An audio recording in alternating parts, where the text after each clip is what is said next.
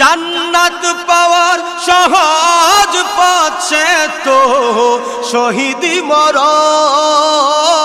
জান্নাত পাওয়ার সহজ পথে তো শহীদি মরণ।